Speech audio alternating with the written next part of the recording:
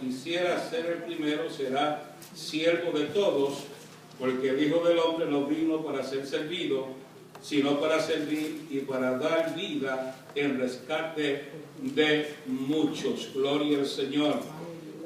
Basado ese pasaje de Marcos 10, 35 al 45, estuvimos desarrollando la temática y la introducción del tema llamados para servir, entendiéndose que cuando servimos estamos adorando a Dios.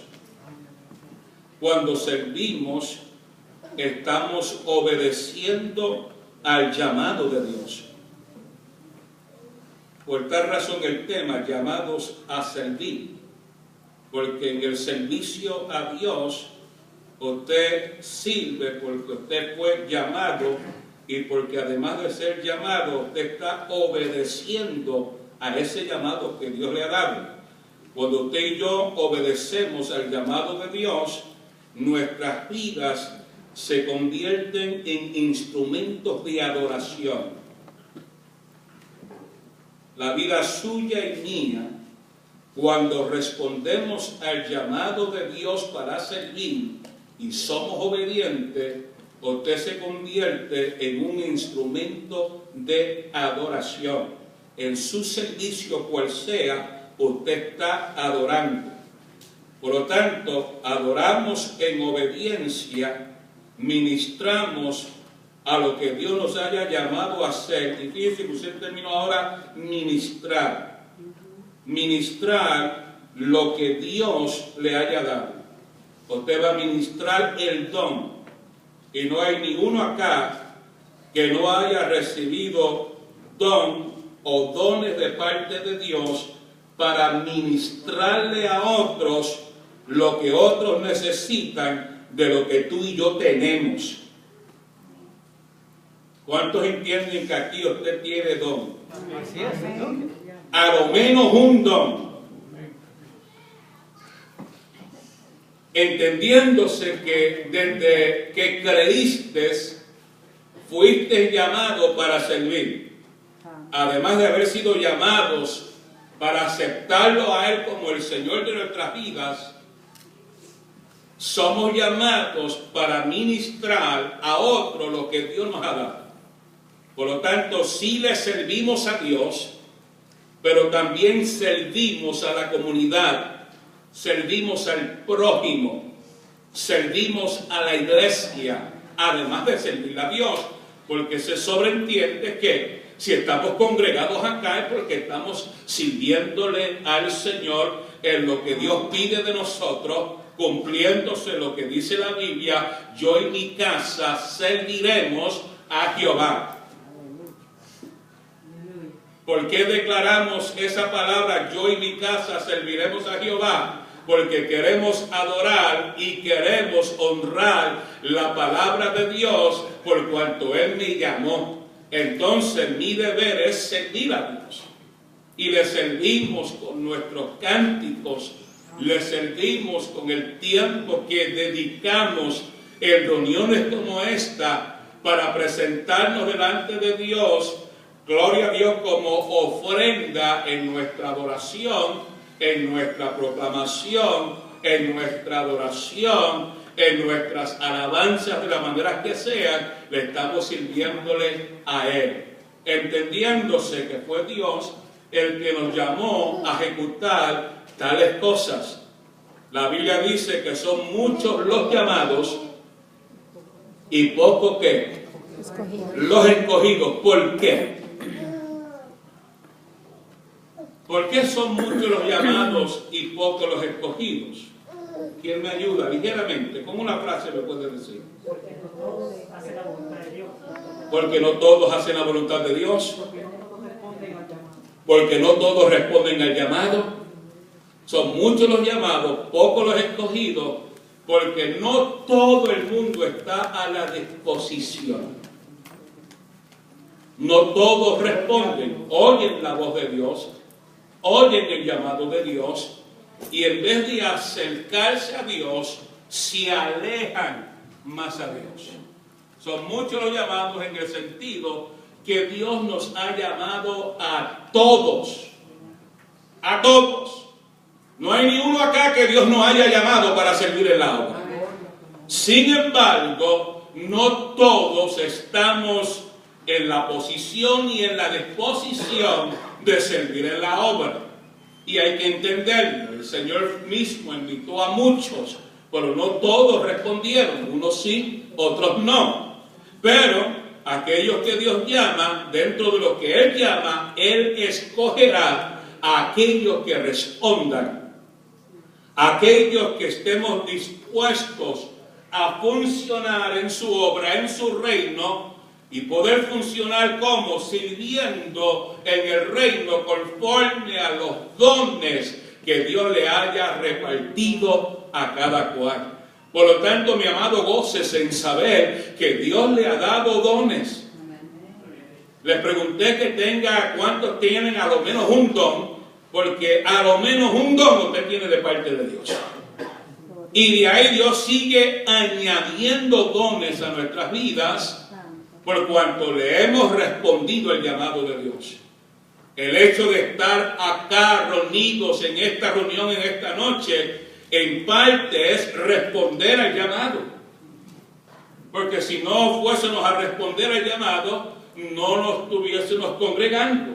Nos congregamos porque respondimos al llamado, porque fuimos escogidos y separados aparte, para entonces ser parte integrante de la tarea, de la labor que nos corresponde a cada uno de nosotros.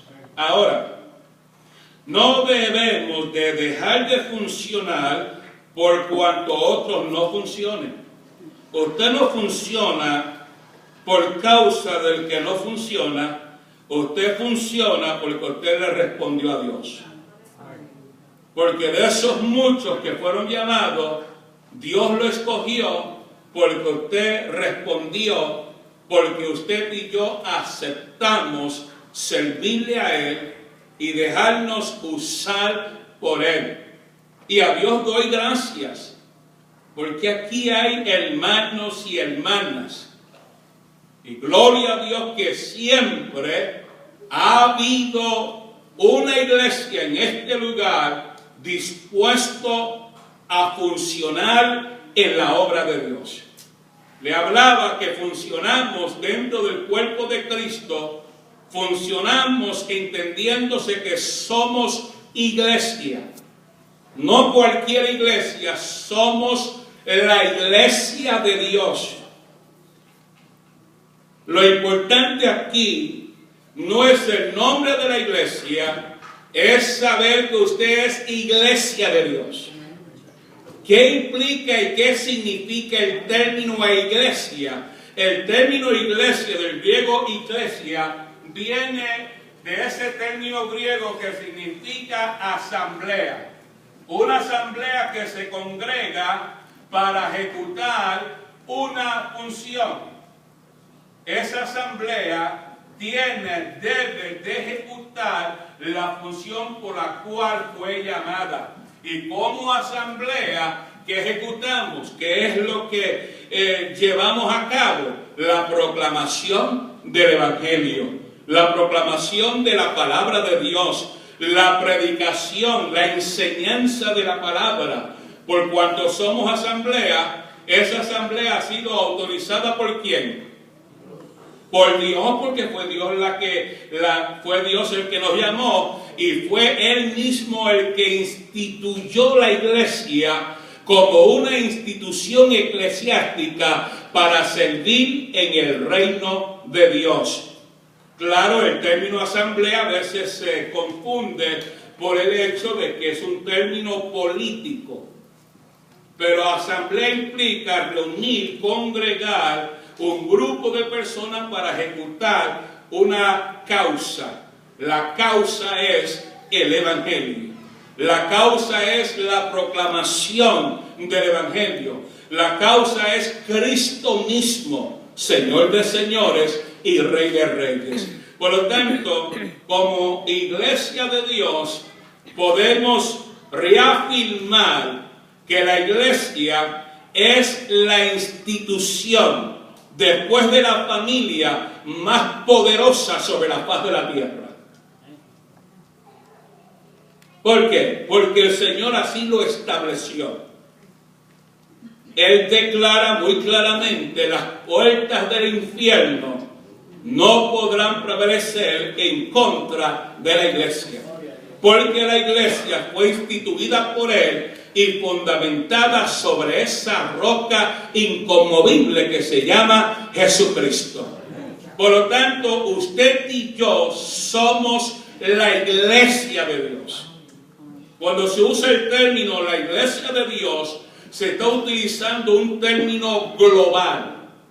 Ya no se habla de una organización, ya no se habla meramente de una denominación, ya no se habla del nombre de una iglesia en particular. Pablo describe a la iglesia en su sentido global como la iglesia de Dios.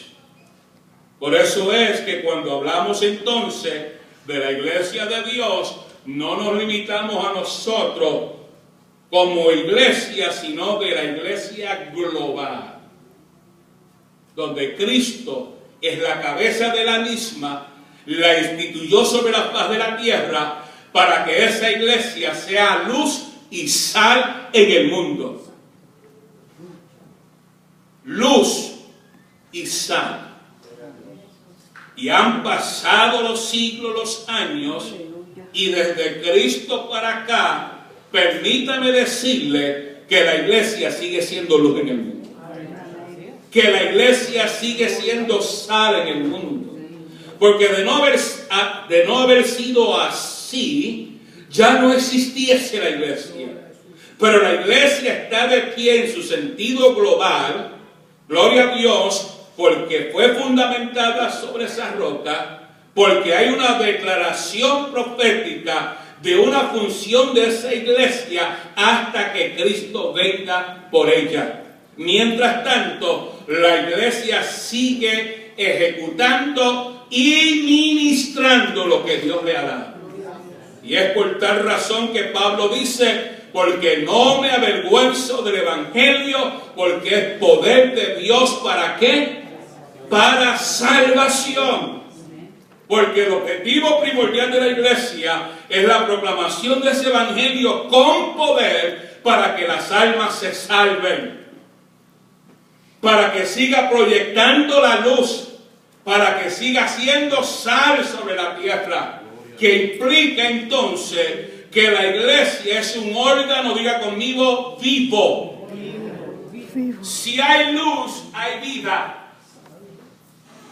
Esa lámpara está encendida y tiene vida porque tiene luz, pero la luz de ella proviene de una fuente, ¿sí o no?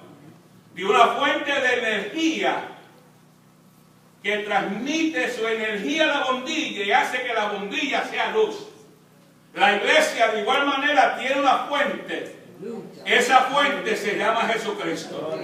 Y mientras la iglesia se mantenga enchuflada a la fuente, la iglesia alumbrará. Y mientras la luz esté resplandeciendo, mientras haya luz, eso está dando testimonio, está conectado.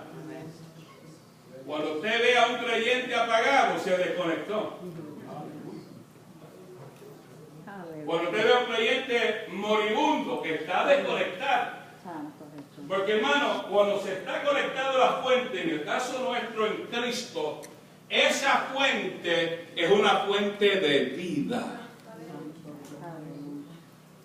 Es una fuente que produce luz, como la iglesia y como Cristo mismo dijo de sí mismo: yo soy la luz del mundo. Y así como Él es luz, la iglesia ha sido llamada a alumbrar, como dice Pablo allá en Colosenses, en Filipenses, que nosotros somos iluminares en el mundo. ¿Para qué? Para iluminar al mundo que vive en tinieblas. Pero esa luz no es una luz propia, esa luz es la luz de Cristo en nuestras vidas. ¿Cuántos adoran al Señor? Que aunque somos llamados a proyectar la luz, no olvidemos que esa luz no es suya ni mía, esa luz proviene de Él. Y Dios honra el ministerio de la iglesia.